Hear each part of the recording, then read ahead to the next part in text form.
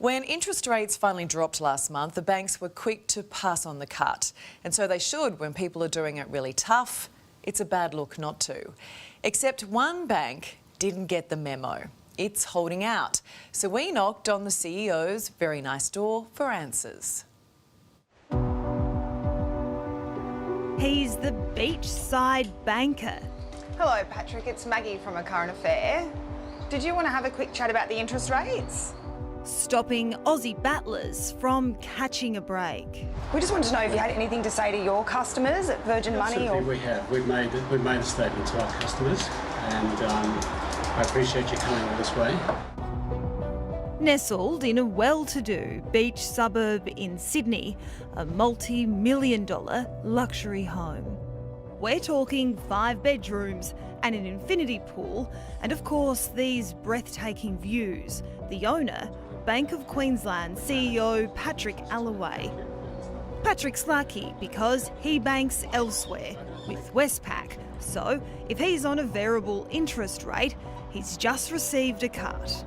That's more than what can be said for his Virgin Money customers though, because he didn't pass on the cut. Virgin Money Australia is a subsidiary of Bank of Queensland. I guess people want to know, your mortgage has gone down. Have you got anything that you'd like to say to A Current Affair or to your customers today just about that? Because it seems like you're a pretty good ad for Westpac. It's not relevant. Last month, the Reserve Bank of Australia cut rates by 0.25%. Every lender passed on the cut to customers, all but one, Virgin Money.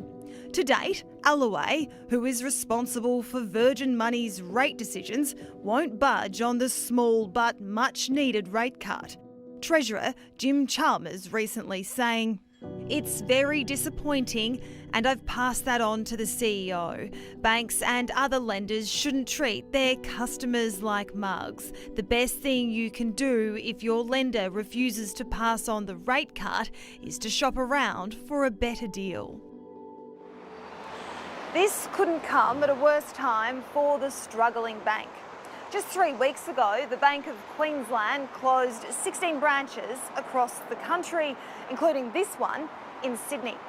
The bank is also in the process of cutting 400 jobs as it moves to digitise operations. In a statement, Virgin Money Australia saying we are providing rates that align with our competitors while ensuring we can earn sustainable returns to access capital and serve customers into the future. Obviously they should pass it on, especially when banks are getting record profits and the general public struggling. Yeah, I don't see why they won't pass on the extra, 0.25%. I think they got to think more for the people and see where the economy's heading. To not do that when you're actually making decent coin, I think it's really a bit of a slap against all of the people in society that are struggling, and even 1% can make a difference to people like that. Virgin Money is not connected to Sir Richard Branson's company, nor the airline Virgin Australia. The business was sold with the name still attached. If they believe the motto is any PR is good PR, well, they're winning, aren't they? It is the most ridiculous thing that a lender could actually do, especially in this period right now. Nine's money editor, Effie Zahos. It actually says, we don't want your business. Because let's face it, if they wanted their customers' business, if they wanted their home loan book to stay, they would reduce the rate.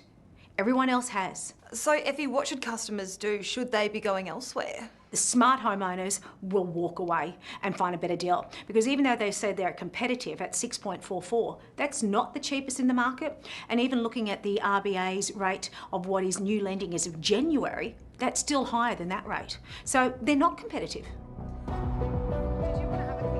The Virgin Money boss closing the door on the rates issue. Perhaps his customers shouldn't bank on good news. And the best advice there from Effie, if you're not happy, shop around and walk away.